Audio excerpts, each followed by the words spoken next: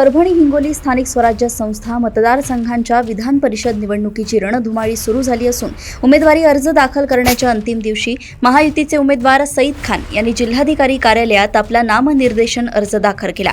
यावेळी मंत्री संजय शिरसाट, परभणी पालकमंत्री तथा राज्यमंत्री मेघना बोर्डीकर, आमदार आनंद जाधव, आमदार संतोष बांगर, माजी आमदार सुरेश वरपुडकर, आनंद भरोसे, विशाल कदम, राजू कापसे यांच्यासह महायुतीचे पदाधिकारी, नगराध्यक्ष, महानगरपालिका सदस्य, शिवसेना शिंदे गट व मित्र पक्षांचे कार्यकर्ते मोठ्या संख्येने उपस्थित होते। उमेदवारी अर्ज दाखल करण्यापूर्वी महायुतीच्या नेत्यांनी कार्यकर्त्यांशी संवाद साधत निवडणुकीत विजयाचा विश्वास व्यक्त केला। जिल्हाधिकारी कार्यालय परिसरात कार्यकर्त्यांची मोठी गर्दी दिसून आली। महायुतीकडून ही निवडणूक प्रतिष्ठेची मानली जात आहे। दरम्यान यापूर्वी उबाठाचे उमेदवार डॉक्टर विवेक नावंदर यांनीही उमेदवारी अर्ज दाखल केलाय। त्यामुळे परभणी हिंगोली विधान परिषद निवडणुकीत उबाठा आणि शिंदेसेना यांच्यात थेट लढत रंगणार असल्याचे चित्र स्पष्ट झाले आहे। आगामी काळात प्रचाराला वेग येणार असून दोन्ही बाजूंनी जोरदार शक्ती प्रदर्शन होण्याची शक्यता व्यक्त केली जात आहे। परभणी येथून नजीब सिद्दीकी यांची रिपोर्ट। महायुतीतर्फे महाराष्ट्रात एकूण 17 ज्या जागा होत आहेत त्याच्यावर फॉर्म भरण्याची प्रक्रिया महाराष्ट्रात चालू आहे। त्याचप्रमाणे आता परभणीला महायुतीतर्फे सईद खान यांचा अर्ज त्यांचा निवडणूक दाखल केला। इथील आकड्याचा गणिताची आम्हाला चिंता नाहीये।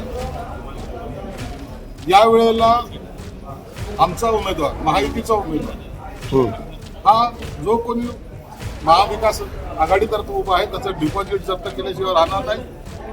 तुम्ही पाहताय एक भक्कमपणे माननीय मंत्री महोदय या ठिकाणी आहेत, आमदार आहेत, सर्वांनी एक पण केलेला आहे की यावेळेला परभणीची जागा ही रेकॉर्ड ब्रेक मताने आम्ही निवडून आलो।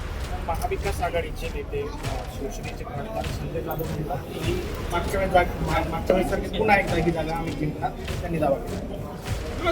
कोणताही उमेदवार जेव्हा उभा राहतो निवडणुकीला तो जिंकण्याची भाषा जरूर करतो, परंतु एकंदरीत आकड्याचा जर विचार जरी केला, भाजपचे किती जागा आहेत, शिवसेनेच्या किती आहेत, राष्ट्रवादीच्या किती आहेत, याचं जर गणित जरी केलं, प्लस करत जरी गेलं तरी आमचे उमेदवाराला कोणत्याही प्रकारचा धक्का सुद्धा ते लावू शकत नाही, एवढं त्यांच्यात आणि आमच्यात अंतर आहे।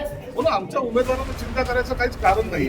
आता त्यांनी एखादा दावा करणं हे त्याचा आधार काय हे त्यांनाच माहिती। भाजपचे तर सगळे नेते या ठिकाणी आहे, मात्र अजितदादांच्या राष्ट्रवादीचे आमदार राजेश पिटेकर दिसत नाही।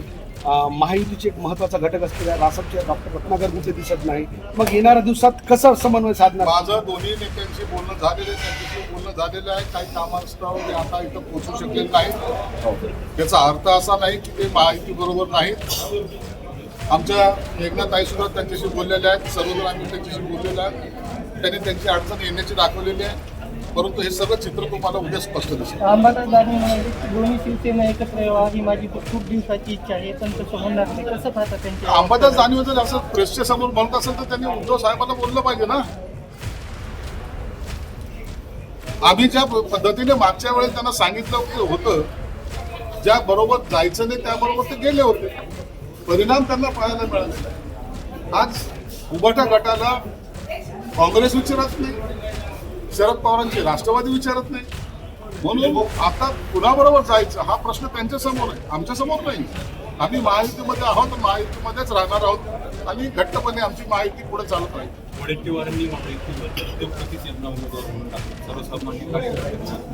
आता वडट्टीवाराचा चष्म्याचा नंबर बदललेला आहे। कुणाला आता उद्योगपती समजतो, कुणाला काय समजतं हे त्यालाच माहिती, परंतु आमच्याकडे सर्व कार्यकर्त्यांना ज्यांनी पक्षाचं काम केलेलं त्या सर्वांना उमेदवारी देण्यात आली। छत्रपती संभाजीनगरच्या जागेवर तुम्ही दावा केला होता, मात्र ती जागा आता भाजपला सुटली। महायुतीमध्ये एकदा वरिष्ठ पातळीवर निर्णय झाल्यानंतर मुख्यमंत्री देवेंद्र फडणवीस, उपमुख्यमंत्री एकनाथ शिंदे, उपमुख्यमंत्री सुनीता वहिनी यांनी जेव्हा निर्णय घेतला त्यावर कोणत्याही प्रकारचं भाष्य करण्याचा आम्हाला अधिकार नाही। जो निर्णय झाला त्या निर्णयाप्रमाणे आम्ही सर्वजण काम करू। 17 जागा आहेत राज्यभरामध्ये, महायुती किती जिंकल? महायुती 17च्या 17 जागा जिंकली। तुम्ही कुठलंही कॅल्क्युलेशन करून बघा, कोणताही मतदारसंघ घ्या, त्या ठिकाणी महायुतीलाच बहुमत आहे आणि म्हणून आम्हाला एकही जागा आमची मायनस होणार नाही।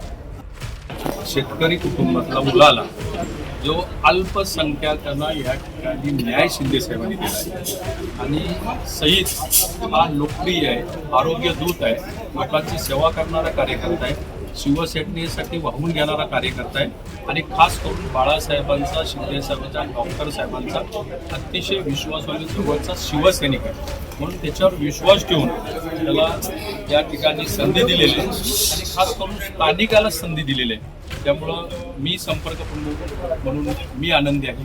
इथले शिवसैनिक मतदार सुद्धा आनंदात आहे. युवा खासदार आमचे नेते श्रीकांत शिंदे साहेब यांच्या आशीर्वादाने ते मला उमेदवारी मिळाली. जे माझ्यावर विश्वास ठेवला.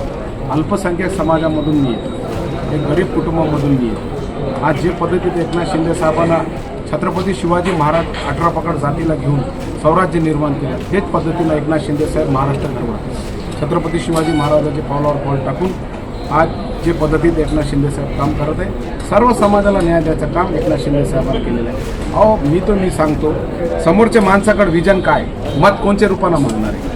जे पद्धतीत एकनाथ शिंदे साहेबांना 3 वर्षात मुख्यमंत्री काळामध्ये आणि आता 1.5 वर्ष 4.5 वर्षात एकनाथ शिंदे साहेबांना आणि महायुतीनं जे विकास केला, देवेंद्र फडणवीस साहेब असू द्या, आमचे एकनाथ शिंदे साहेब असू द्या, सुमित्रा वहिनी असू द्या, जे पद्धतीत आम्ही विकास केला, जे पद्धतीत नगर विकास खाता साहेबाकडे 4.5 वर्षापासून आहे. आज साहेबांना भरभराट प्रेम परभणी आणि याच्यावर केलेलं आहे, हिंगोलीवर केलेलं आहे. आज महानगरपालिकेला किती पैसे आले बघा, टेंडर 1600 कोटी रुपये पाणी पुरवठ्याला पैसे आले.